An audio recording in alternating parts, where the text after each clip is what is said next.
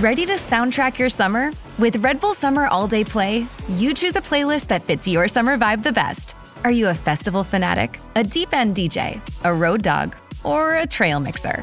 Just add a song to your chosen playlist and put your summer on track.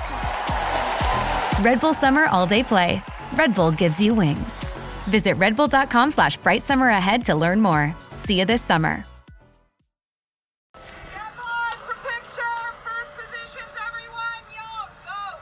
And action!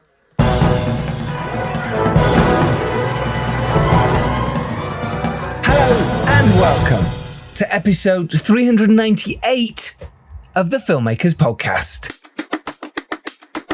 This is a podcast where we talk filmmaking, from indie films to studio films to high-end TV and everything in between. Hey, how to get them made, how to make them, and how to try not to royally F them up. Woohoo! I am in Cannes right now, and Dom is in London. Yay!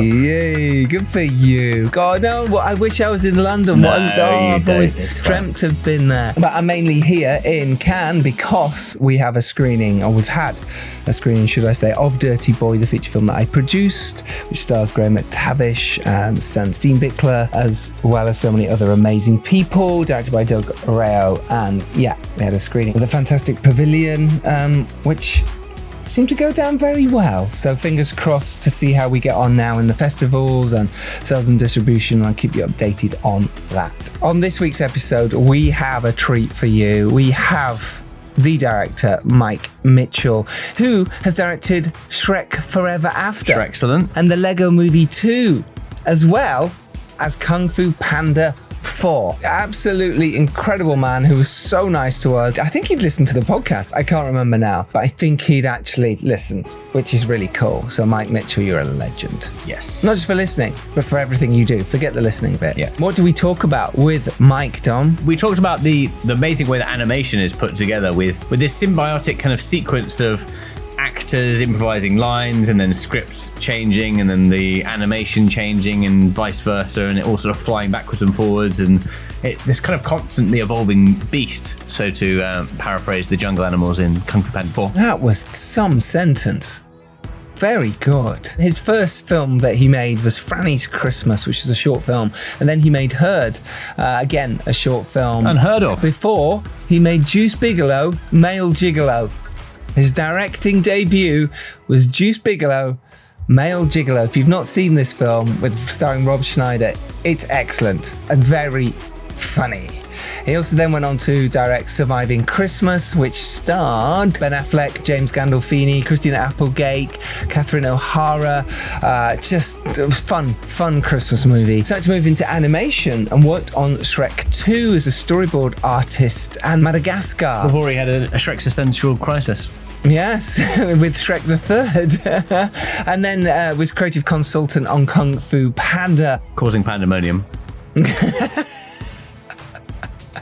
And then he directed Shrek Forever After as his first major animation that he was directing, before working on so many other films, including Kung Fu Panda 2, Puss in Boots, Alvin and the Chipmunks, Madagascar 3, The Lego Movie, The Penguins of Madagascar, SpongeBob Movie, Kung Fu Panda 3, Sausage Party, and then he directed Trolls, which was for DreamWorks Animation, before directing The Lego Movie 2, the second part, with Lord and Miller as producers on that, who have been on the podcast in the past. If you want to find that, just write Lord and Miller in the filmmakerspodcast.com search bar and you will find them. They're amazing. It's a great episode. And now he is back directing, as well as quite a lot of the voices in Kung Fu Panda 4, which he co-directed with Stephanie Stein.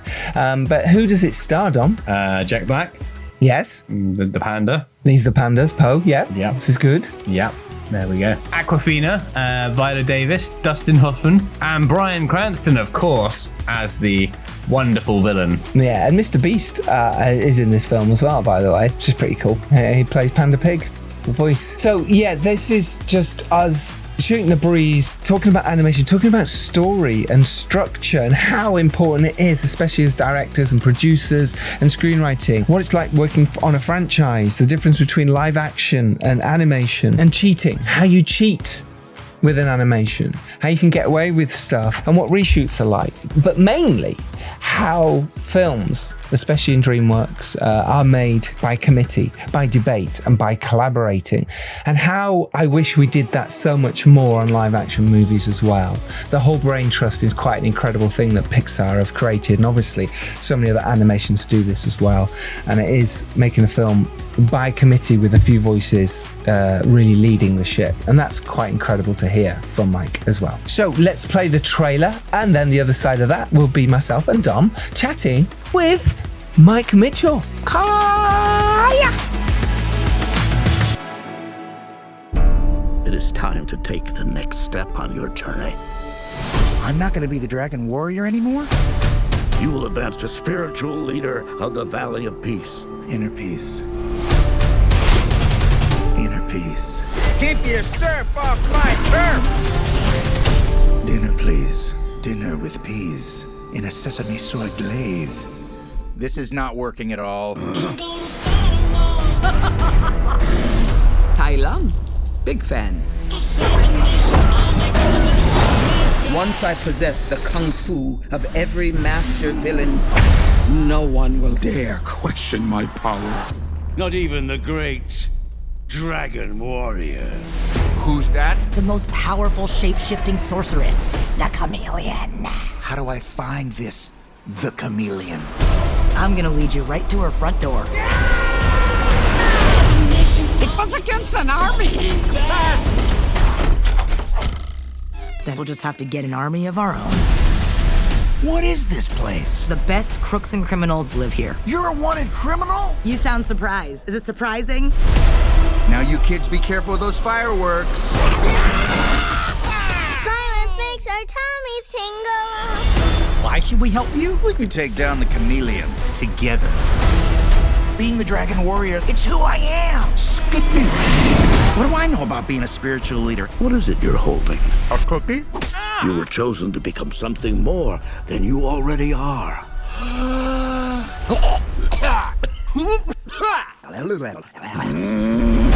How should we do this? Quick and painless? Or slow and painful? Slow and painful.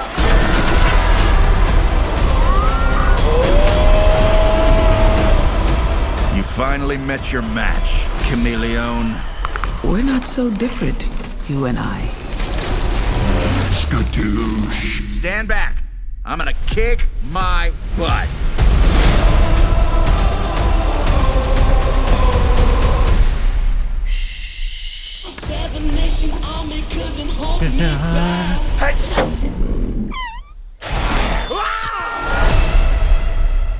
Hey, how you doing, Mike? You all right? Good. I just hope I have answers for you guys. I'm intimidated now. Why?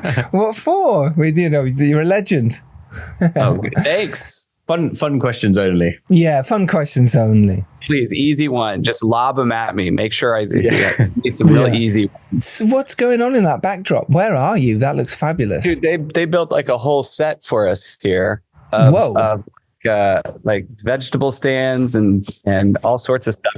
In the other room, there's like a miniature chair, a peach tree that you can meditate under. It's like, and it's cool because usually it's just a piece of cardboard, with a poster on it. Right? All out for us. So I'm very happy and pleasantly surprised. This is great. Dear listener, so you're aware, Mike is sat, it almost looks like a movie set, and they've got, how do you call them?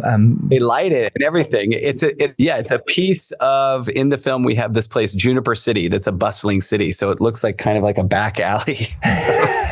I think it might be the best sort of set we've seen on a Zoom ever. So it's pretty good. No, we like it. It's not so bad. I should show you the peach tree is way more impressive. It's got forced perspective and everything and leaves. It's lit beautifully. Okay. I crawled under it to meditate. Unfortunately, we are a podcast. But we'll look at it and we'll enjoy it. That's why I'm describing it. That's why I'm extra describing it. That's the best way.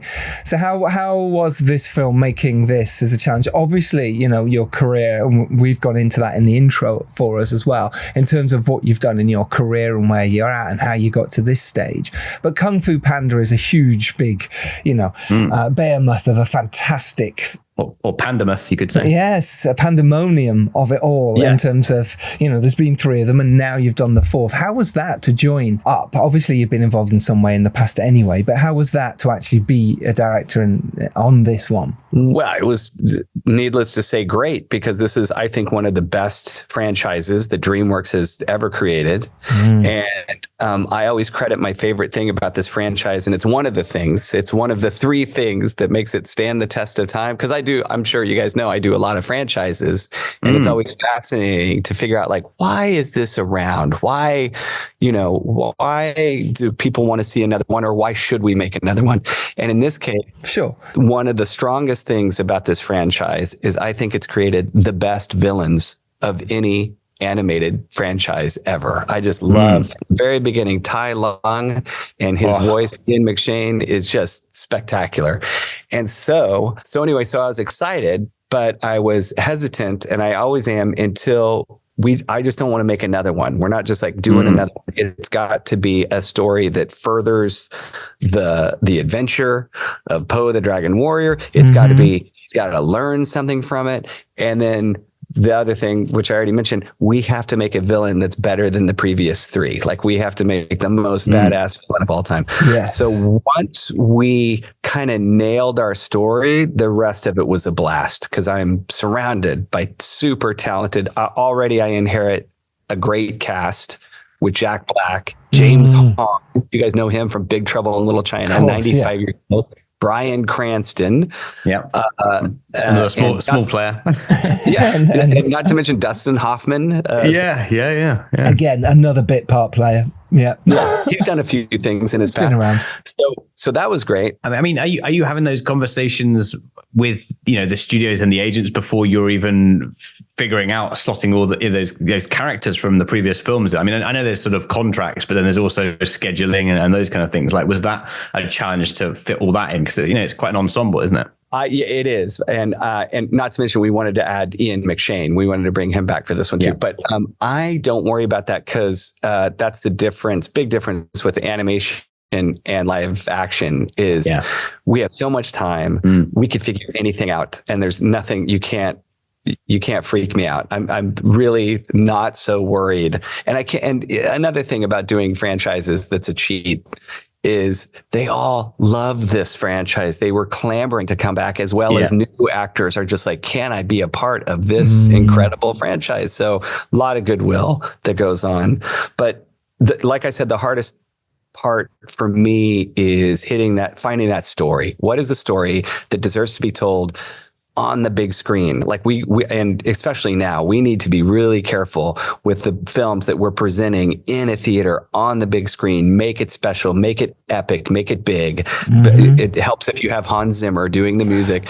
We want people to leave their home, go to the theater and see it. And so you really have to early on concentrate on story. And so that was one of the things. And I cheat a little bit there too, because before I commit to directing, I did the same thing that I did on Shrek. I'm just there as an executive producer. Let's see how the story is going to go. Let's see if we can develop a nice story that we want to put all of our energy into for the next 3 years.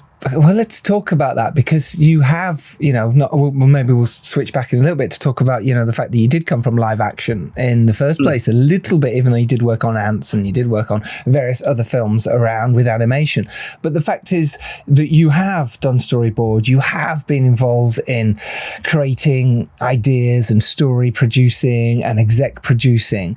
And then you're coming into, directing one of these beasts. You mentioned there about, how before you could look at Shrek, or, you could be in the background of Lego Movie and Kung Fu Panda and then take the helm. What do you feel is the difference, and what works for you to make that, not a leap, but that step? Because that's what a lot of people want to know. How did you end up directing these things, even though you're story credited and you're massively involved in the films anyway? It's just, it all starts with, the reason that I get invested in these is story. It's all about story and character. And once you hit that and get excited by, like, for example, I'll use Shrek. Like, there's a whole room full of talented directors. That's the cool thing about DreamWorks too. There's a lot of like talented people all over the place. So we got board artists, we got directors, we got really cool writers that we bring in, friends, and we all just sit around a table and talk about like, what is it that we love most about, Kung Fu Panda? And we'll all just talk about it before we even talk story. And I think that's important. And usually we're pretty spot on with all the nerdy fans, because we're a bunch of nerdy fans of these franchises. Right. Well. So, but like with Shrek, it was when we hit on I directed the last one, and we hit on this idea of like, wow, if Shrek never rescued Fiona from that tower and she never had her children, she becomes this warrior princess in charge of an ogre army. And I was like, I got to direct this thing. This idea is too good. This is amazing. Someone else is going to come in and mess it all up. I've got to be a part. So that's when I start jockeying for a position and like, hey man, let's start really working on this. Yes. And it's just the development, it's just the development process and story. Story and character, I think, is the most important thing out of all of these movies. So how did you sort of arrive on the central buddy storyline for this film? Because, that relationship between the two of them, it really sort of carries the warmth of the film. It sort of covers his, journey of getting older as well. Because there's also the mentor, I suppose, as the flip side to that relationship is the mentor relationship. Well, it's funny because, again, we all sat around the table with all these talented people talking and just like, just casually discussing. And we're like, wouldn't it be great to leave the Valley of Peace? We're usually at the Valley of Peace. Let's for this fourth one. And I was saying, man, I'd love to go to someplace different, like a big city, Juniper City. So knowing that, we're like, okay, so Poe's going to be on an adventure. Who goes with him? And it's funny. That's probably how we came up with our B story of the dads, because everyone loves Bryan Cranston and James Hong as Mr. Ping and Lee. So we're like, well, they could go on the adventure and that's instantly great and funny, but we thought we'd give them a little separate adventure. And then we're like, it'd be great to introduce new characters. We're bringing back so many old characters, that beloved old characters. We're like, let's get some new characters in there. So then we started to discuss who could be with Poe. And fortunately, Jack Black and Nora or Awkwafina, they're buddies in real life. So they're already friends. And Nora is very funny. And they kind of have, I was buddies with Nora ahead of time too. And they have this kind of back and forth thing. And that started to excite us going, well, that could be really fun to like, Poe is always kind of annoying Shifu, right? That's the humor. That's the comedy engine between those two, is like Shifu is so annoyed by this panda. And so we're like, can we give Poe someone that might turn the tables on him and annoy him a bit? And so I think that's where it came about. And for a second, we designed other characters.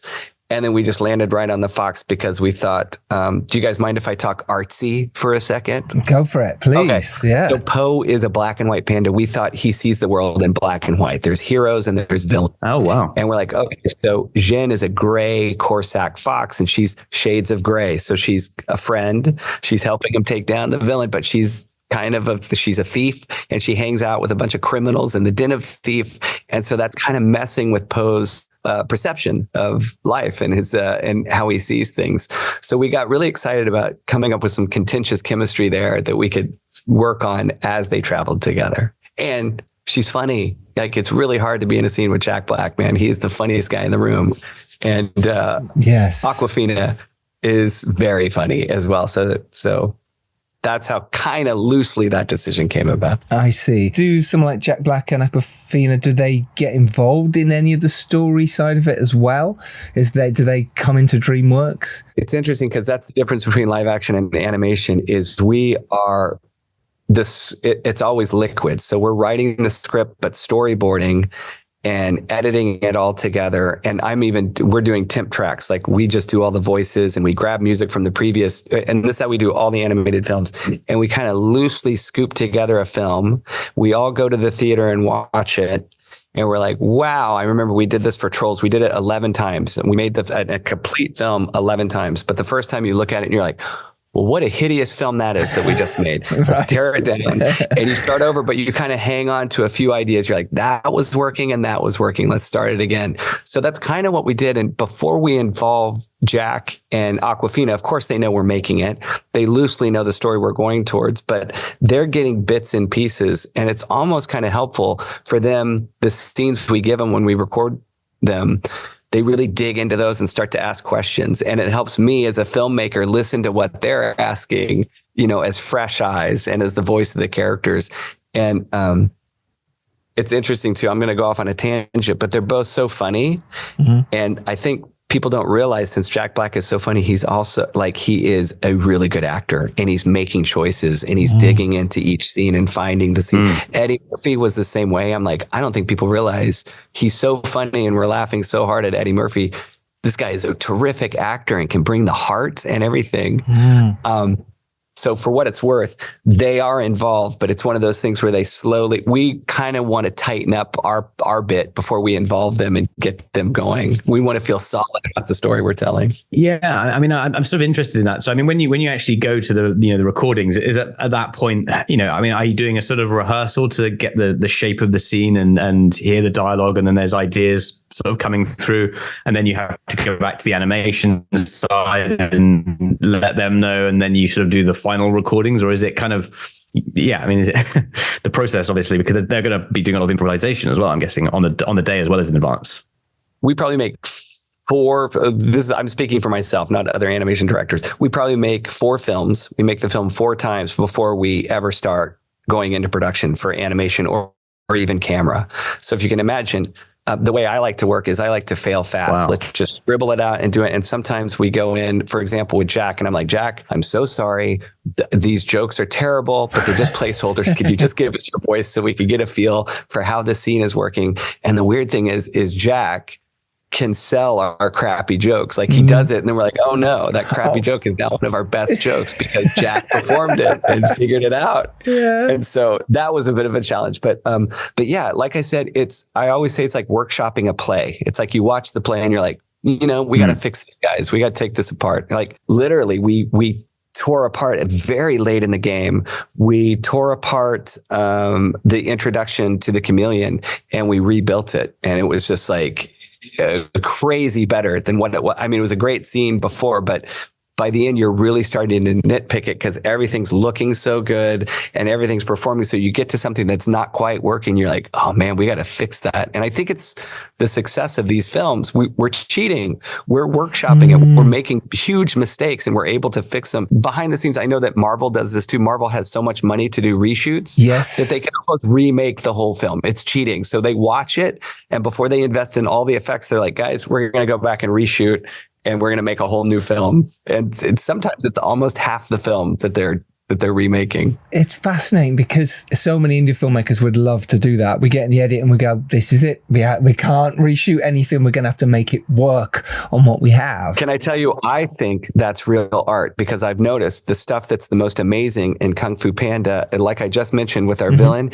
it's the last minute stuff and we can't change it, and we're locked in and we have to use this, and we've spent so much money on this effect. We have to use that. That's where I think real filmmaking is. And that's why I use the word cheating. I think it's cheating. It's not fair. It's not real. It's not a struggle. I think real filmmaking is having a schedule. And you got to get it done on time, and the sun's going down. And that's when really magic, weird things happen. Yes, it's so true. So don't complain about that. That's a thing that other filmmakers have. Yeah. I know it sounds ridiculous to complain about, but no, not at all. When you're sort of plotting, just go back a little bit, just to the franchise side of things. When you're plotting, film to film, where it's going, were you naturally thinking about kind of rounding up, his story? Because this is almost like his retirement. I mean, there's room for him in the sort of mentor role in something future. But is that a sort of conversations that are happening with the studio as you go, like film to film, or is it just a natural progression? That's a great question, because sorry to keep going back to Shrek, but for Shrek, I was like, this is the final chapter. I'm going to wrap this thing up, guys. I'm going to do it. Yeah, kill them all off. Yeah, let's go. Everyone's Shrek's essential crisis. Yeah, exactly. I love your wordplay. You guys can't see your pandemonium stuff. It's ridiculous. I'm so sorry. It is ridiculous. You guys are both ridiculous. Thank you. I might use that quote. That's the poster. Personally, I wasn't thinking of it for this one because I always think if Jack Black is going to be the voice of Kung Fu Panda, I don't care if I'm working on it or if it's sitting in the theater with popcorn, I'm going to watch it. So I can't imagine this one ending. And it's so rich with characters. And in fact, the one thing that I didn't see as a super fan is, I'm sure you guys noticed the Furious Five make an appearance in this, but it is crowded with characters from the past. It's crowded with brand new characters. I was shocked at how the fans freaked out because they weren't in the first trailer. Right. And I was like, wow, I didn't know that people are so hungry for Angelina and David Cross and and Jackie Chan. And so anyway, of course, this film could go, this franchise, I think, could go on and on and on and on. There's so many characters and it's such a big world. Check this out. Can I be nerdy again for a second? Please. In the third film, we're always looking for things to use to move ahead. And the one thing, the serious thing was Oogway bestowed him the staff of wisdom. And he goes, now you must follow in my footsteps. So our producer rightfully pointed at that, Rebecca Huntley, and said, hey guys, there's the clue for the next film. He's got a big job to do. He's got to fill the shoes of Oogway. Oogway's gone. So that kind of led us towards his issue that he has in the first act. But there was also a throwaway gag in the last movie where he's always in the Hall of Heroes, is in every one of these films. And I love looking around at all the items and just knowing that the world expands, like all these masters that live in this animal world. And he pointed to the wall and he goes, oh my gosh, the armor of Master Dolphin. And you see this dolphin armor, and it blew my mind because I was like, there's a whole underwater world of Kung Fu Panda filled with animals and fish that do Kung Fu. This is crazy. And so that's what led us towards our stingray fight that Poe has and Ronnie Chang playing a fish for the first time either. We're trying to present. So maybe the next film is a complete underwater, very expensive adventure that Poe's very expensive. But that's like one of those nerdy things where you just pull the thread of one gag and it can equal tons of stuff. That must be so much fun, so creatively it is fulfilling. The juices are flowing when you can sit in a room with everyone else at DreamWorks and just go, let's pull a thread. What would happen if? What would happen if? To have that ability, the strength, the knowledge, the skill to do it must just be a joy. It's kind of committee, right? It's everyone's doing it together, I believe. If you're with your friends, it is like improv because it's like no one has a bad idea. Who cares? We're all just sitting around. And then guys, when you're doing it with board artists, because that's where a lot of animation directors come from. Yes. They're usually the funniest people in the room, but they also draw it. So you've got thousands of funny, weird, bizarre drawings at one point. Like they'll even do a picture of, Poe looking in the mirror and seeing the reflection of Jack Black. They're like, can we do this in the film? And I'm like, oop, let's consider it. Let's consider everything. Well, that also must be difficult to know what to choose because you must be inundated with story and ideas. And, Lego Movie 2, for instance, we had Lord and Miller on the podcast as well. Yeah. Just fantastic humans, fantastic creative ideas. And you must be inundated with all these ideas in these think tank boxes. How do you choose which journey to go down, or does it just manifest that way? Does it just become that's the idea? I'll answer for myself because I love Lord and Miller's technique, but it's way more chaotic and creative than I get. My North Star is always character and story. And story, you can find that story can solve I think every issue in a film. Like for example, even set design, like right here, we're like, what's the scene? Okay, it's a bustling city, so let's get crowds in here. And it's like, or is it mysterious? All right, well, let's turn the lights down. Let's bring in some fog. It just story dictates everything. So I find that all the choices for me tend to funnel towards, are we being clear with our journey and our story and our character and how they're feeling? With Lord and Miller, working with them, it was insane because I would need 2 pages of dialogue and they would both separately present me 20 pages apiece of a hilarious scene, right? I'm like, okay, 20 pages, guys. What are we going to edit down? They're like, don't edit any of it down. Board it out and let's edit it together. Wow. I was like, okay, so now we've got a big fat scene where I'm kludging it all together, and it's like a 10-minute scene. This is how they did Lego One, by the way. It's fascinating to watch. They showed me the 4-hour version, which is terrific. It's film school in itself to watch the 4-hour version of Lego One. Mm-hmm. So now you've got a big, long scene filled with tons of gags, filled with story, filled with character. And then I'm like, okay, now we're going to edit it down. They're like, let's move into animation with it. And you're like, oh, here we go. And then we start to animate it. And man, they wait to the last minute. Panic setting in. It's funny because you've got, on Kung Fu Panda, we have over 500 people at one point working on it. It starts with people and it grows until a theater full of people working on the film. And we've got laser pointers and we're pointing to the screen of stuff we're doing. Amazing. So with Chris and Phil, they've got a test audience that works and travels with the film, and so they're constantly watching it. And it's not until the last minute that they hone it down. And by the time those guys hone it down, it is the most brilliant stuff. It's the perfect scene. It's the funniest bits. And I love it. I would work for them in a second, but it is exhausting. It's a lot of work. They are absolutely fantastic. So what is the process for reining something like this in? Because I mean, I can imagine it becoming an absolute beast where there's almost too many ideas. There's too much scope. How do you sort of fit that into the budget and keeping things in line and keeping to schedule? I mean, is there anything in this that was like, actually a challenge to bring to life on screen? Like it was going to be too expensive to do it this way, or this set piece was didn't have the time for it. I mean, how do those considerations come in? Well, again, I have two producers that I've were very trusting and really great to work with, Rebecca Huntley and Steven Schweikert. And they were very nervous the whole time. I'll give you two examples if you want. We did this. And by the way, is it okay to do spoilers for Kung Fu Panda? Who cares, right? Yeah. So we had this tavern fight that I was really proud of because we showed their characters through the fight. She fights dirty. She's throwing hot peppers in people's eyes and stealing their money. And Po is not only deflecting stuff, but also trying to return all the money that she stole. So I thought, wow, what a clever, fun thing. We boarded it. We edited it together. Fortunately, upstairs from me is a director named Tom McGrath. He directed all the Madagascar films, Boss Baby, Megamind. He's the voice of one of the Madagascar penguins. And so I grabbed Tom and I pulled him down. I was like, hey, Tom, look how good I did at this tavern fight. And he watched it and he enjoyed it.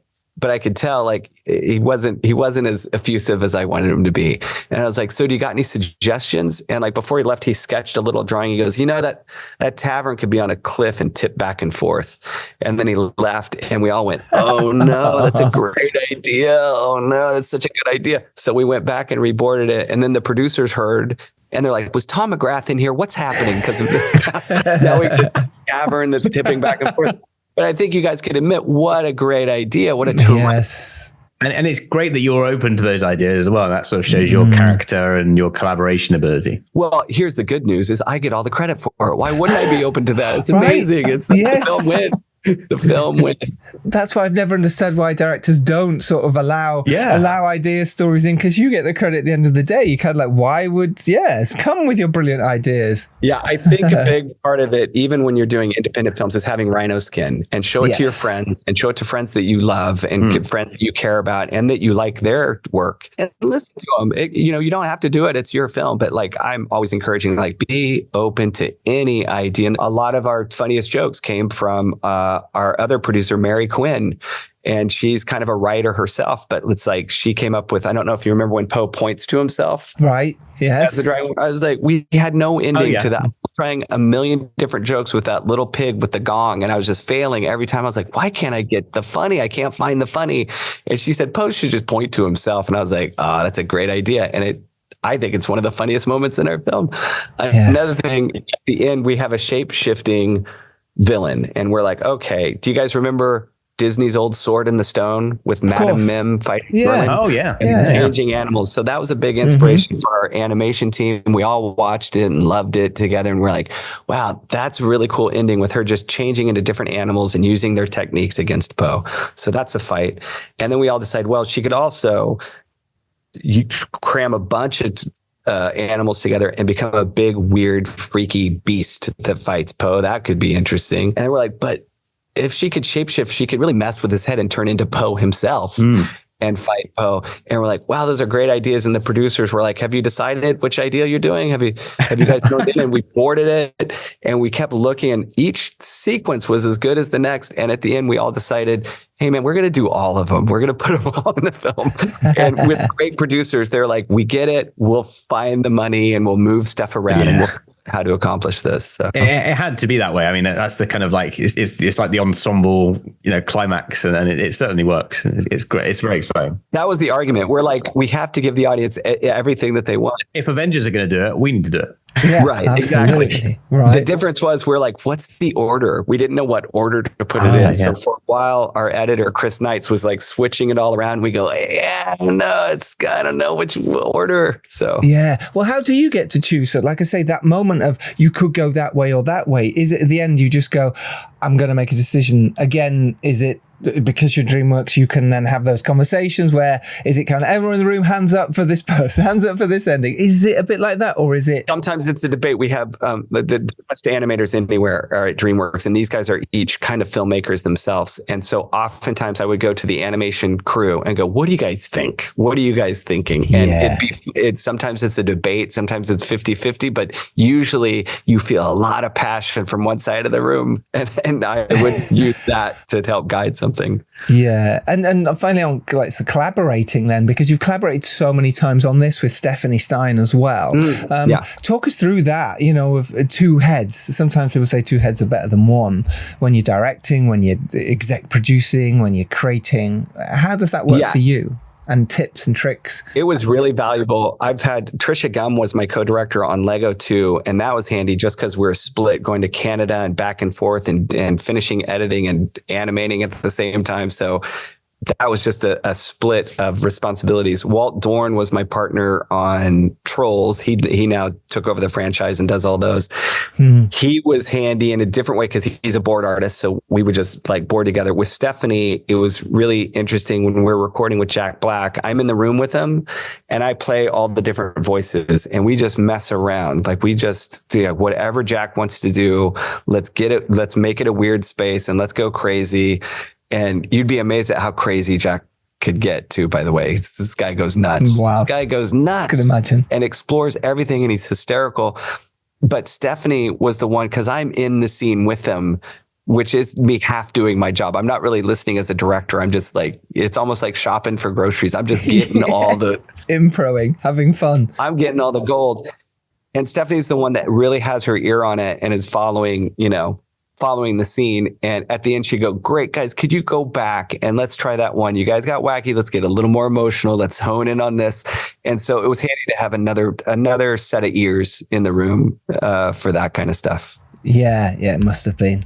And again, Jack had opened to that too. Jack was like, great, whatever, let's try whatever, it was really cool. Yeah. What's your advice to younger youth starting out in the industry, trying to break through and make that first animated film or feature film or that big sort of push in your career? I would say, here's the cool thing, more so than ever, we have all the tools and equipment at our hands, like just with this phone. It's amazing the stuff we could pull off. So I would encourage everyone to make, no matter little short films, have fun, like whatever you want to shoot and make, just do it. Get your hands dirty, show it to your friends, shoot it with your friends, trick your friends to help you, whatever you can do. I'm currently doing it now. Like now that we're at the end of this, I'm like a puppet nerd. Like I love puppets, guys. I go crazy for puppets. And I got this new technique where I'm adding CGI to the puppet's eyes. And it's like, I'm back at film school again, where we're in a garage filming puppets and doing animation with it. And I'm pulling in favors and I'm making sure that everyone's eating pizza or whatever. Feeding people, making sure they have a place to go to the restroom. But I'm back to doing short films and I'm just thinking, wow, if I only had this as a kid, it's so much more equipment that's affordable. You know what I mean? Yeah. So I would encourage just to do it. It's great to talk about it, but it's even better to do it. And then it's in front of you. And if it's bad, hey, it's your fault. You learn from it. And if it's great, you're like, hey, I'm going to do something even better next time. Yeah. So. My brother used to do puppet shows when I was younger, and he'd put them on for the whole family, and there'd be like a curtain and a whole thing, and that was like one of my earliest experiences of storytelling. So I love it. It is storytelling. That's performing. Your brother performing for the whole family, and it's weird to say that I love puppets because it's almost like saying I'm also a mime and a magician. Like it really turns people off at a party. Like they don't want to talk to me at all. But I don't care because it's like that's what I love about animation too. Anything you can make a story out of anything. I mean, we've done it out of a Lego, out of a troll doll. You can make an engaging story out of any stupid thing you can think of. A panda that does kung fu. Like it sounds so silly, but hey, man, we're on the 4th one now. So yeah, who's laughing now? Congratulations. Listen, Mike Mitchell, thank you so much. You are a legend, superstar. Thank you very much. Appreciate it. Thank you guys. And thank you for getting everyone excited to see Kung Fu Panda, because I really do think it's great for people to leave their house and see it in the theater. Like streaming has really taken over. And I love it when it's a film that's big and epic and action packed, or whatever the film. It can even be an independent film, but worthy of that theater experience. And I love that you guys are getting people interested to go see the films we work on in the theater. So thank you very much. Thank you. No problem. The crew thanks you. We work so hard to make this thing big. So thank you. Thanks. No, thanks to you. It's been an amazing chat. We really appreciate it. Great to meet you guys. And you. Good luck with everything. Take care. Thanks. Right on. Thank you. Bye. Bye. There we go. That was Mike Mitchell chatting with me and Dom. Hope you enjoyed that. The film is out now on Apple TV, on Amazon Prime, and it's a really fun animation. What more do you want? What more do you want? I want my own panda. Do you? Yeah, I would like a panda. They're tremendously fun critters, aren't they? Yeah, they sort of bumble around and they spend a lot of their time eating like I do. Yeah. So yeah, I've got a lot of time for pandas. You bumble around and just spend a lot of your time eating. Yeah. Yeah. Cool. Well, thank you all so much for your love on last week's episode with Rennie Harlin, the director of The Strangers Chapter 1 and Die Hard 2 and Cliffhanger and The Long Kiss Goodbye. Thank you all for loving the Die Hard 2 quotes that myself and Dom recreated expertly on last week's show. If you haven't listened to that one, go and listen to it after this, because it's Rennie Harlin, ladies and gentlemen. We've had a lot of legends on recently, haven't we? Should we read some of them out? I know, we have, yeah. We've had Zack Snyder. We've had Rufus Sewell, Keely Hawes. We've had Ty Sheridan, David Ayer. Yeah. We've had Ed Guinea and Andrew Lowe, producers of Poor Things. Kelly McCormick from Fall Guy. I mean... Yeah, Isa Lopez. That's a pretty damn big movie. Yeah, True Detective, Isa Lopez. Ronaldo Marcus Green, the Bob Marley One Love movie, which is on Sky now. Michel Franco, the director of Memory. Sean Durkin, the director of The Iron Claw. As well as Matthew Bloomin' Vaughn. Yeah. Oh wait, it's not finished.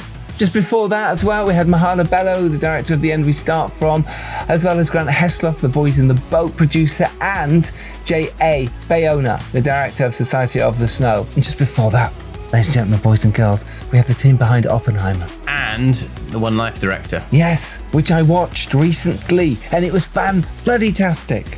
Really, really enjoyed that movie. So emotional. So yes, we've been treating you massively on this podcast, and we'll keep treating you if you treat us. So do us a favour, go on IMDb and give us a rating. Go on iTunes, press the plus button and give us a rating. And the same on your podcast of choice device. Just give us some support and love back for doing this bad nothing for you. I'm in Cannes right now, doing this from my beautiful balcony by the swimming pool. It's such a hard life. No, you're not, you liar. It's such a hard life. The flip-flops on. He's in Scunthorpe. It's all a ruse. He's in Scunthorpe. The soft splashing of water, gently, the breezing off my sunglasses, the sand just gently caressing my toes. No, he's having chips and gravy, and he's in Sunderland. We will see you all next Tuesday, where we have probably someone else pretty special on. So until then, take care, everyone. Take care, Dom. Take care, Giles. Enjoy rainy London. I will sit back now with one of the famous ice creams that you treat Johnny Grant to. I'm going to go get one now. Don't you dare. And go meet some more filmmakers. Go out there, make your films. If you're lucky enough to rise up and do well, it is your duty to Kung Fu the elevator back down. Woohoo! Kung Fu Panda is out now. Kung Fu Panda 4 is also out now, which is the film we're talking about. Mike Mitchell, you're a legend. Thank you for joining us. Thank you all for listening. You are superstars. Know that inside your heart, know that you are a superstar and you deserve everything you work hard for. Till next week. Tatty bye. Bye. Hiya!